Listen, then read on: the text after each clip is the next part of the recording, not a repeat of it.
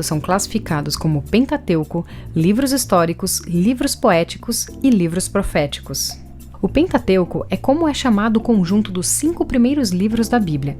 Estes 5 livros também são chamados de a Lei, ou Torá. Os livros que compõem o Pentateuco são Gênesis, Êxodo, Levítico, Números e Deuteronômio. A palavra Pentateuco vem do grego, que significa livro de 5 volumes. Esses 5 primeiros livros do Antigo Testamento fornecem a base de todo o restante do conteúdo bíblico. O Pentateuco narra desde a criação do mundo e termina com o registro acerca da morte de Moisés. O grande tema do Pentateuco é a história das alianças de Deus com Israel. Essa nação sacerdotal recebeu a responsabilidade de levar a salvação aos demais povos. Desse modo, o Pentateuco aponta para Cristo, pois nele são cumpridas plenamente as alianças e a lei. Os livros históricos da Bíblia são Josué, Juízes, Rute, 1º e 2º Samuel, 1º e 2º Reis, 1º e 2º Crônicas, Esdras, Neemias e Ester. Eles registram a história do povo de Israel desde a conquista da Terra Prometida sob a liderança de Josué até a restauração de Jerusalém após o cativeiro babilônico. Isso significa que a narrativa dos livros históricos compreende um período de centenas de anos. Nesse espaço de tempo, os livros históricos também relatam o início da monarquia em Israel com um reino unificado, ou seja, todas as 12 tribos de Israel juntas. Depois, o reino dividido, que foi quando as 10 tribos se separaram de Judá e Benjamim. E relatam também as quedas do Reino Norte, que são as 10 tribos, e do Reino Sul, que é Judá e Benjamim, diante dos impérios assírio e babilônico, respectivamente. Os livros históricos são fundamentais para o correto entendimento acerca do relacionamento de Deus com o povo da aliança. Além disso, a mensagem dos livros históricos aponta diretamente para a vinda do Messias como o verdadeiro filho de Davi, no qual se cumprem todas as esperanças acerca de um reino perfeito, eterno e glorioso. Os livros poéticos não tratam da nação de Israel, mas tratam de assuntos individuais do coração. Falam de indivíduos como tais, das experiências da vida, da relação do coração com Deus e da intimidade que o salvo tem com o Senhor.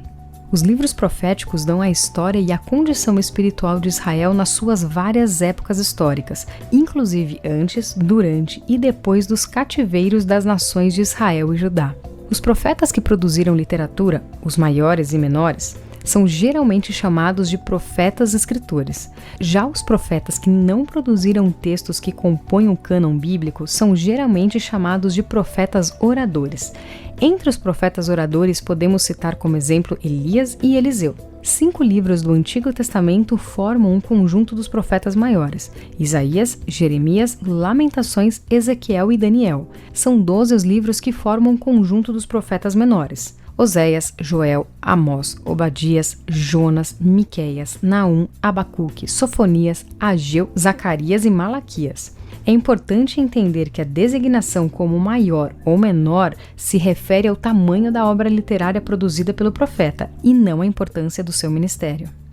Os livros do Novo Testamento são classificados como Evangelhos, Histórico, Cartas Paulinas, Epístolas Gerais e Revelação. Os evangelhos são Mateus, Marcos, Lucas e João. Eles narram a vida e o ministério de Jesus Cristo aqui na Terra. O livro histórico é o livro de Atos, que conta a história do início da igreja cristã. Ele se concentra no período apostólico, após a ascensão de Jesus ao céu.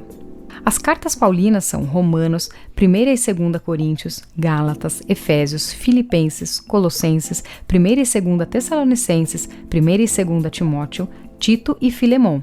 Essas 13 cartas são conhecidas como Epístolas Paulinas. Elas falam sobre questões centrais da fé cristã. Divinamente inspiradas pelo Espírito Santo, essas cartas trazem instruções teológicas indispensáveis à doutrina cristã. As Epístolas Gerais são 8 cartas no Novo Testamento que não foram escritas pelo apóstolo Paulo. São elas: Hebreus, Tiago, 1ª e 2ª Pedro, 1ª, 2ª, 3ª João e Judas. Essas epístolas também são conhecidas como epístolas universais ou católicas. Basicamente, elas foram escritas para públicos mais universais. Isso significa que, em comparação às cartas de Paulo, as epístolas gerais são mais abrangentes e a maioria delas não possui destinatários específicos. Tratam de questões que são comuns a todos os crentes de todas as épocas.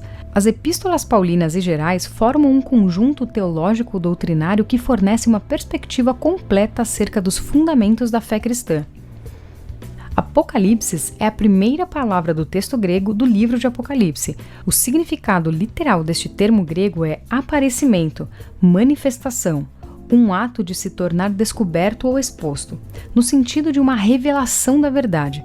O livro do Apocalipse revela que Deus governa soberanamente o universo e conduz a história à sua consumação, ao desfecho final. Essa gloriosa consumação será maravilhosa para uns, mas aterrorizante para outros. Será de contentamento e alegria para uns, mas pavor e lamento para outros. Será bem-aventurança para uns e destruição eterna para outros.